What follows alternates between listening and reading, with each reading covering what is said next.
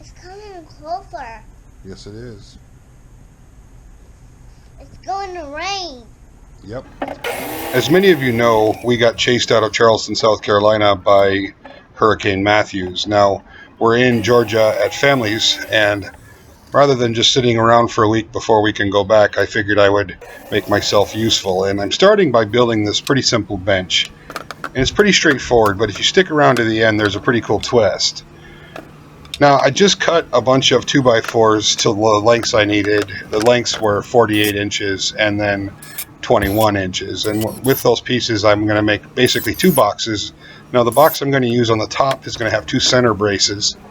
And after I screw those boxes with the center braces together, I'll add a 3/4 inch piece of plywood to the top of that, just and screw it down. Now, the second box is just 2 48-inch pieces and a 21-inch piece on each end. And I ended up actually cutting that back down to 42 inches, and you'll see why here in a second. And I'm going to leave that open because that's where I'm going to set all my tools underneath the bench.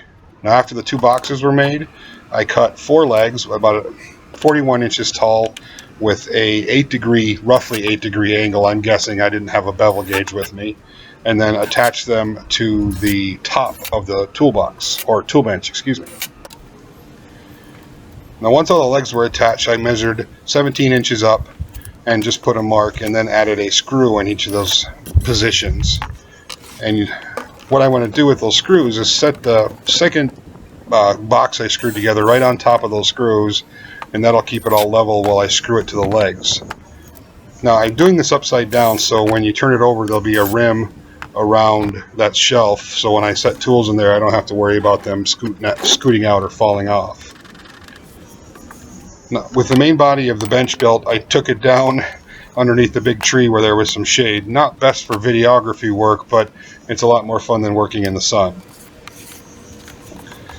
After I got the tools that I had in my Tupperware box put away, I cleaned up the edges a little bit, and now I want to build a vise for this, and I want it to be super simple vise that I don't have to spend any money on.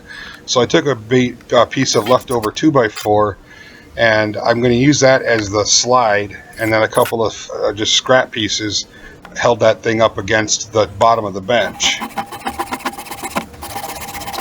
So down here I don't have power. I can still use my cordless drills, but there's no power down here by the tree, which is fine. It's kind of an excuse to use hand tools. It's fun.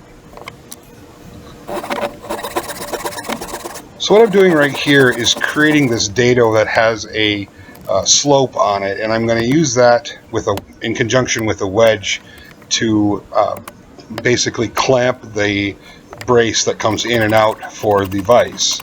And it'll all make sense here very shortly.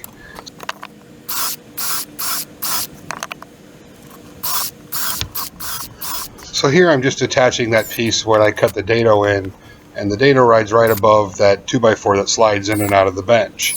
Now I'll cut a wedge that I can shove in there, and that'll stop that. Now right about here is where I realize my camera battery is about to die. I'm recording everything with my GoPro because I forgot the SD card for my big camera. And here it dies. So I finished the bench while the vise while the GoPro is charging, and the vise works really simply. You simply adjust it to the depth that you want. You shove a wedge in there on the 2x4 that rides along the side of the bench. That clamps it in place in that linear motion. And then to get it out, you just pull the piece out, tap it, and the wedge comes right out.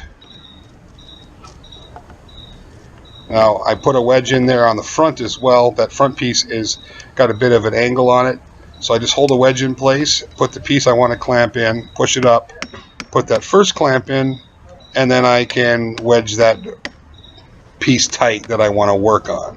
So after I got the clamp made, I messed around with doing some chisel work and some sawing work, and again some chiseling work just to make sure that it was strong enough for what I wanted to do with that vise. And that bench vise was super simple, easy to make, and it worked great. Can't wait to do some projects on this bench. Okay guys, so this is it. This is my little $40 emergency workbench, complete with a wedge vise, and I'll add a couple things to it tomorrow and start on the first project. And I've got a fun one planned, so I hope you come back. Talk to you guys soon.